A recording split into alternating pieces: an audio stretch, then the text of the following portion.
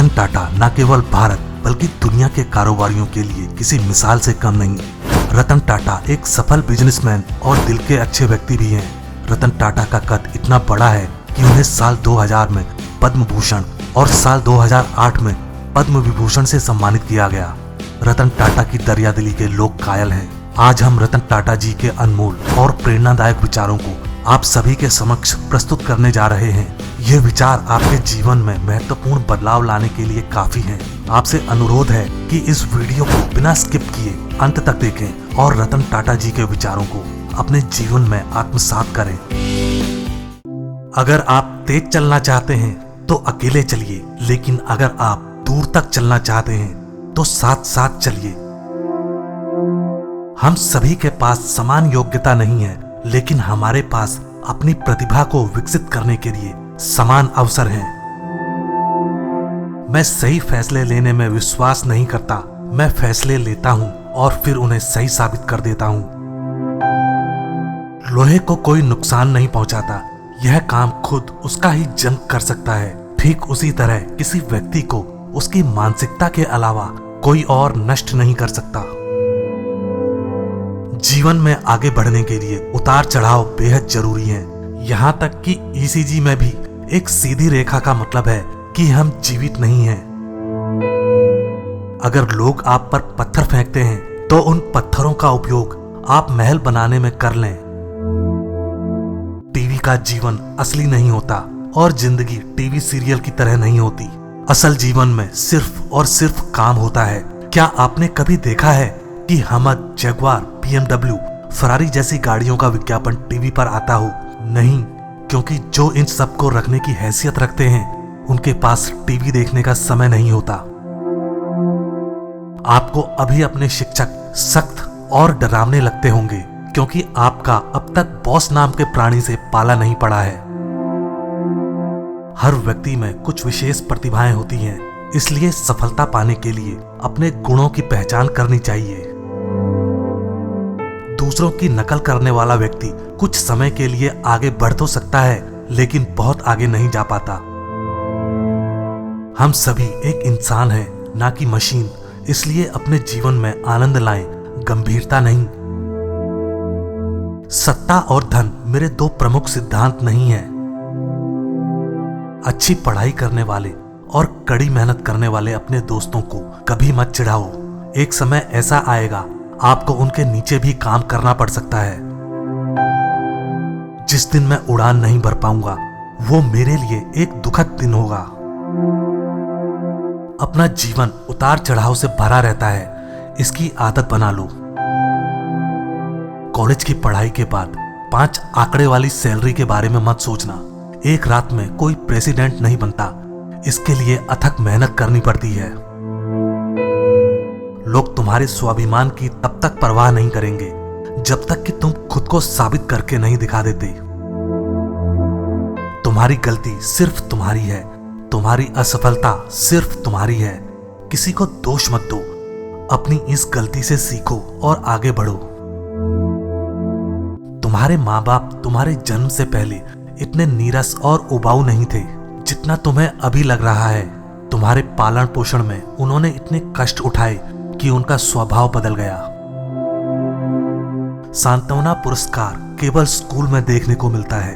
कुछ स्कूलों में तो पास होने तक परीक्षा दे सकते हैं, लेकिन बाहर की दुनिया के नियम अलग हैं। वहां हारने वाले को मौका नहीं मिलता। जीवन के स्कूल में कक्षाएं और वर्ग नहीं होते। वहां महीने भर की छुट्टी नहीं होती और कोई सिखाने वाला शिक्षक भी नहीं होता है। वहां सब कुछ आपको खुद करना पड़ता है। मैं हमेशा से भारत के भविष्य की संभावनाओं के बारे में बहुत आश्वस्त और बहुत उत्साहित रहा हूं। मुझे लगता है कि यह महान क्षमता वाला एक महान देश है। मुझे अपने देश पर गर्व है, लेकिन हमें जातिवाद और सांप्रदायिकता से मुक्त एक अखंड भारत बनाने के लिए एकजुट होने की जरूरत है। हमें सभी के लिए समान अवसर वाले भारत का निर्माण करने की आवश्यकता है। अगर हम अपने नजरिए को ऊंचा रखते हैं और निरंतर विकास, समृद्धि और समान अवसर लोगों तक पहुंचाते हैं तो हम वास्तव में महान राष्ट्र हो सकते हैं। विश्व में करोड़ों लोग मेहनत करते हैं, फिर भी सबको अलग अलग परिणाम प्राप्त होते हैं। इन सब के लिए मेहनत करने का तरीका जिम्मेदार है, इसलिए व्यक्ति को अपने मेहनत करने के तरीके में सुधार लाना चाहिए। मैं लोगों को प्रोत्साहित करके लगातार कहता हूं कि प्रश्न पूछें, नए विचारों पर बात करें, नई तकनीक और नए आइडिया के साथ बेझिझक आगे आएं। आप हमेशा जिस चीज को सही मानते हैं उसके साथ डटकर खड़े रहें और जहां तक संभव हो निष्पक्ष बने रहें। हमें सफल व्यक्तियों से प्रेरणा लेनी चाहिए कि अगर वे सफल हो सकते हैं तो हम क्यों नहीं, लेकिन प्रेरणा लेते समय आंखें खुली रखनी चाहिए। ऐसी कई चीजें हैं जो अगर मुझे दोबारा जीने का मौका मिले तो शायद मैं अलग ढंग से करूंगा, लेकिन मैं पीछे मुड़कर यह नहीं देखना चाहूंगा कि मैं क्या नहीं कर पाया। जीवन में केवल अच्छी शैक्षिक योग्यता या अच्छा करियर ही काफी नहीं है। इसके साथ आपका लक्ष्य होना चाहिए कि एक संतुलित और सफल जिंदगी को जिया जाए। संतुलित जीवन यानी कि आपका अच्छा स्वास्थ्य, लोगों से अच्छे संबंध और मन की शांति, यह सब कुछ अच्छा होना चाहिए। हम लोग इस दुनिया में केवल एक मोबाइल के रिचार्ज की तरह हैं, जो अपनी वैलिडिटी के बाद समाप्त हो जाएगा। हम सभी की वैलिडिटी है। यदि हम भाग्यशाली रहे तो कम से कम 50 साल तो जिएंगे ही। इन 50 सालों में केवल 2500 वीकेंड्स होते हैं। क्या तब भी हमें केवल काम ही काम करने की जरूरत है? जीवन को इतना भी कठिन मत बनाइए कि खुशियां आपसे दूर रहें।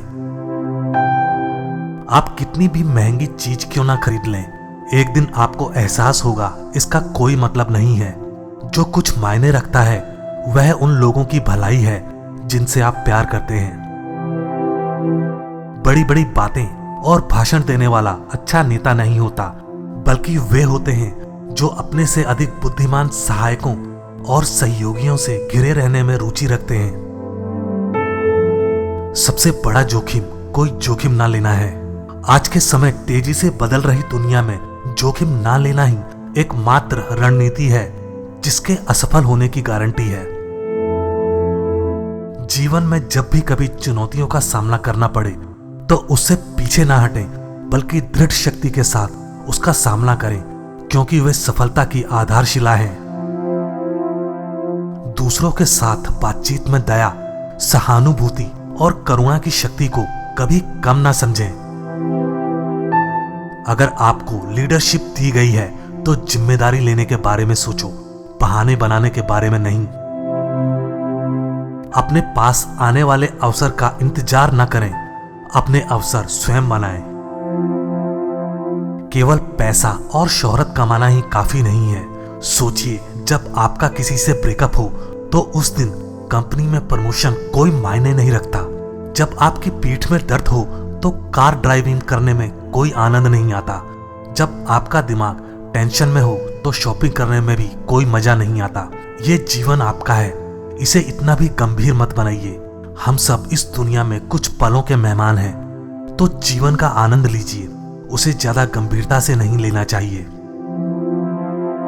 सब कुछ ठीक है, कभी कभी काम से छुट्टी लेना, क्लास बंक करना, किसी एग्जाम में कम मार्क्स लाना या छोटे भाई बहनों से कभी झगड़ना, सब ठीक है, चलता है। जब हम जिंदगी के आखिरी पड़ाव पे होंगे तो यही छोटी छोटी बातें हमें हंसाएंगी, और कंपनी के प्रमोशन, 24 घंटे लगातार काम, ये सब उस दिन कोई मायने नहीं रखेंगे। हम लोग इंसान हैं, कोई कंप्यूटर नहीं।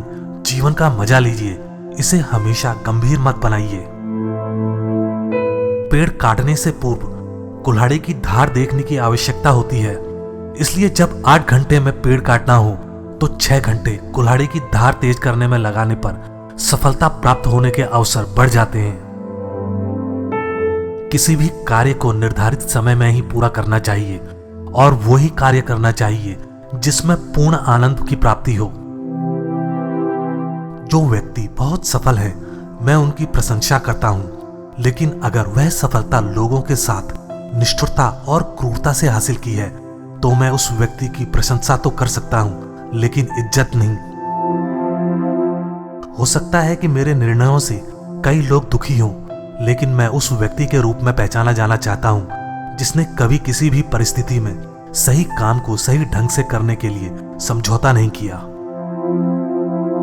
अब से 100 साल बाद मैं टाटा ग्रुप को जितना वो अब है उससे कहीं बड़ा देखना चाहता हूँ। इससे भी जरूरी बात, मैं आशा करता हूँ कि ग्रुप को भारत में बेस्ट माना जाए। जिस तरीके से हम ऑपरेट करते हैं उसमें बेस्ट, जो प्रोडक्ट्स हम देते हैं उसमें बेस्ट, और हमारे वैल्यू सिस्टम्स और एथिक्स में बेस्ट। इतना कहने के बाद मैं आशा करता हूँ कि 100 साल बाद हम अपने पंख भारत से कहीं दूर तक फैला पाएंगे। अगर कोई भी कार्य जन साधारण के मापदंडों पर खरा उतरता है तो उसे जरूर करें, लेकिन अगर नहीं उतरता हो तो बिल्कुल ना करें। मेरे पास 2 या 3 कारें हैं जो मुझे पसंद हैं, लेकिन आज प्रभावशाली होने के मामले में फेरारी सबसे अच्छी कार है जो मैंने चलाई है। मैं निश्चित रूप से राजनीति में नहीं शामिल होऊंगा। मैं एक साफ सुथरे बिजनेसमैन के तौर पर याद किया जाना पसंद करूंगा, जिसने सतह के नीचे की गतिविधियों में हिस्सा ना लिया हो और जो काफी सफल रहा हो। यदि ये सार्वजनिक जांच की कसौटी पर खरा उतरता है तो इसे करो। अगर ये सार्वजनिक जांच की कसौटी पर खरा नहीं उतरता है तो इसे मत करो। मैं उनके बाद आया जिनकी उपलब्धियां बहुत बड़ी थी। मिस्टर JRD टाटा भारतीय बिजनेस कम्युनिटी में लीजेंड थे। वो 50 सालों तक टाटा संगठन के शीर्ष पर बने रहे। आपने लगभग ये सोचना शुरू कर दिया था कि वो हमेशा के लिए रहेंगे। मैं कहूंगा कि एक चीज जो मैं अलग ढंग से करना चाहता हूं वो है और अधिक आउटगोइंग करना। मैं 4 बार शादी करने के बहुत करीब पहुंच गया था और हर बार मैं किसी न किसी डर की वजह से पीछे हट गया। हर अवसर अलग था, लेकिन अब जब मैं इसमें शामिल लोगों को देखता हूं, मैंने जो किया वो इतना बुरा नहीं था। मेरा मानना है अगर शादी हो जाती तो ये और भी कॉम्प्लेक्स होता। मैंने अपनी कंपनी में ये बात रखी है, हमें बेबी स्टेप्स लेना छोड़ना होगा और ग्लोबली सोचना शुरू करना होगा। ये सचमुच मददगार लग रहा है। पीपल्स रिपब्लिक ऑफ चाइना का पॉलिटिकल सिस्टम चीजों को आसान बना सकता है। निर्णय तेजी से लिए जाते हैं और परिणाम भी जल्दी आते हैं। दूसरी तरफ हमारे लोकतंत्र में ऐसी चीजें बहुत कठिन हैं।